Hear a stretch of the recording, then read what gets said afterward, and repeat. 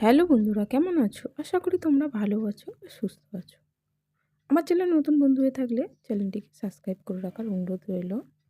আজকের রেসিপি হলো পাতলা মাছের ঝোল এই গরমে।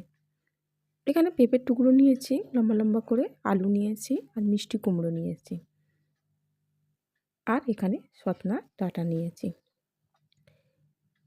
আর নিয়েছি এখানে 4টে কাঁচা লঙ্কা, 1 ইঞ্চি আদা, 2টো টমেটো আর একটা মাঝারি সাইজের ছোট পেঁয়াজ।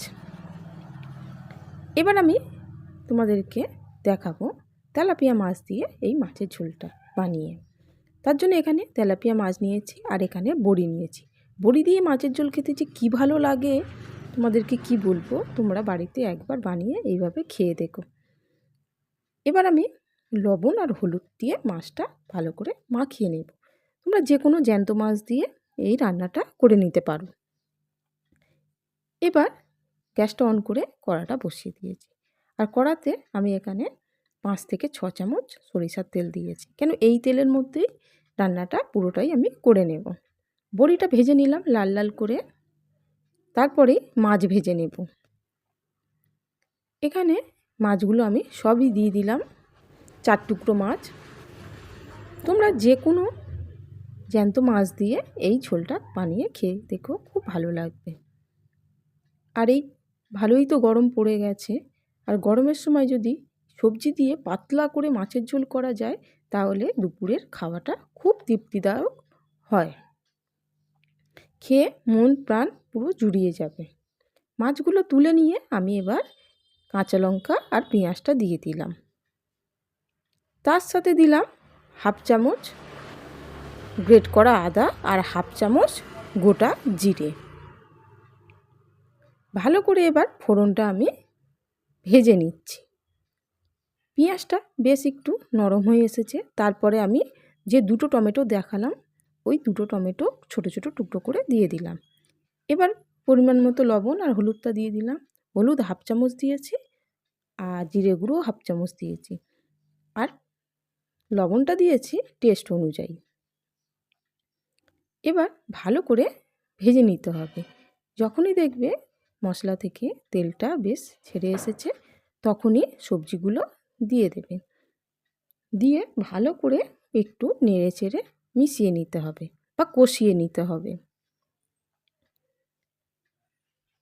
এবার পরিমাণ মতো জল দিয়ে দেব।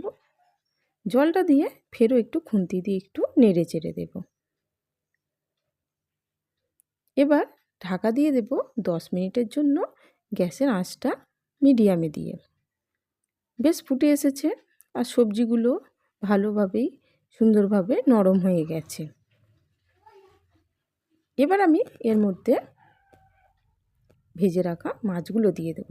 তার আগে একটু টেস্ট করে দেখব ঝোলটা, যে লবণ চিনিটা যাতে ঠিকঠাক আছে কিনা। এবার মাছগুলো দিয়ে দিচ্ছি, আর তার সাথে আমি বড়িটাও দিয়ে দেব। মাছটা একটু নেড়ে চেড়ে দিচ্ছি যাতে ঝোলের মধ্যে ভালোভাবে ডুবে যায়। এবার আমি ভেজে রাখা বড়িগুলো দিয়ে দিলাম, দিয়ে ফেরও একটু নেড়ে চেড়ে মিশিয়ে নিয়ে আমি এবার ঢাকা চাপা দিয়ে ফেরও একটু রান্না করে নেব। 5 মিনিট এইভাবে চাপা দিয়ে রাখবো, রেখে আর গ্যাসের ফ্লেমটা একদম লোতে দিয়ে রাখবো। এবার কয়েক দানা চিনি একটু দিয়ে দিলাম যাতে টেস্টটা ঠিকঠাক আসে। চিনিটা দিলে বেশ ভালোই লাগে, কেন বিভিন্ন রকমের সবজি আছে তো। এবার ধনেপাতা দিলাম, দিয়ে আমি গ্যাসটা অফ করে দেব।